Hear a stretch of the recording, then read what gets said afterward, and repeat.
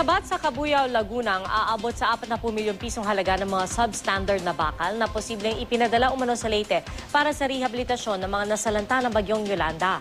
May ulat on the spot si Jay Sabale. Jay? Pia, tonelada ngang substandard at uncertified na bakal ang nasabat ng otoridad sa isang warehouse dito sa may Cabuyao, Laguna. Ang ilan ay pinaniniwala ang naipadala na nga sa Leyte para sa rehabilitation sa lugar. Narito ang report.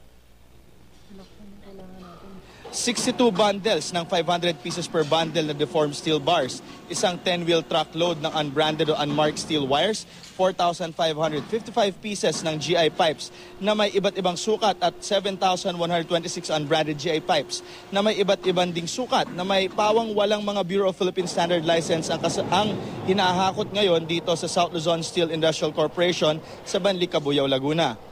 Inestimate itong nasa 1,180 metric tons o nagkakahalaga ng 40 million pesos. Paniniwala ang smuggled mula sa China ang mga illegal na materyales. Resulta ito ng operasyon na ginawa ng CIDG Calabar Zone 4A kahapon. Kinilala ang may-ari ng warehouse bilang si Luis M. Go na isang Chinese national. Delikado ang mga nasabat na bakal dahil ang mga materyales ay ginagamit sa paggawa ng mga infrastruktura na maaring makaapekto sa buhay ng tao o makasira ng ari-arian. Tulad ng angle bar na ginagamit sa biga, galvanized pipe sa tubig o gas, galvanized wire na pagtali sa mga steel bar at deformed steel bars na kadalas ay ginagamit sa poste. Ayon pa sa mga otoridad, may kahawig ang mga nasabat na bakal sa mga ginagamit na ilang construction materials sa Yolanda Rehabilitation. Kaya naman mamayang hapon ay darating si Rehabilitation Czar Senator Panfilo Lacson dito sa warehouse upang personal na inspeksyonin ang mga nasabat na bakal. Tinatayang nasa 6 na pong 10-wheel truck ang kinakailangan upang mahakot ang lahat ng unsafe na bakal. Dadali naman ito sa warehouse ng CIDG sa Valenzuela. Hihintayin din ang desisyon ng korte kung ito ba ay for destruction, gagamitin muli o di kay tutunawin upang ma-emold muli at magamit. Sa nakita namin, tinimbang namin, mas mababa siya doon sa minimum weight na binibigay sa tolerance. Katulad nga nung sa 10 sample na kinuha namin, merong 8 out of 10 bumagsak sa timbang. Sana kung sakali ang bibilhin lang dapat nila yung certified ng DTI.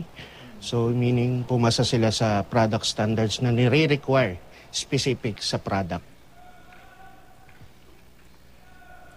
So ito ngayon, yung mga sample ng ilan sa mga angle bars na substandard na sinasabi nila.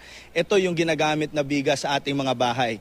So ito namang hawak ko, ito yung measurement na pinapakita kung tama ba ang tolerance ng naturang bakal. Katulad nito, ang nakasulat dito, ang size nito ay 6 by 38 by 38. Dito sa nakasulat rito, ang 6 by 38 ay may maximum na laki na or maximum weight na 15.36 at dito naman 14.44. Kung makikita ninyo, hindi siya dito sa nakasulat dito, kaya sinabi nilang substandard ito at unsafe ito na gamitin na construction material. At yan muna ang latest mula dito sa Cabuyao, Laguna. Balik sa iyo, Pia.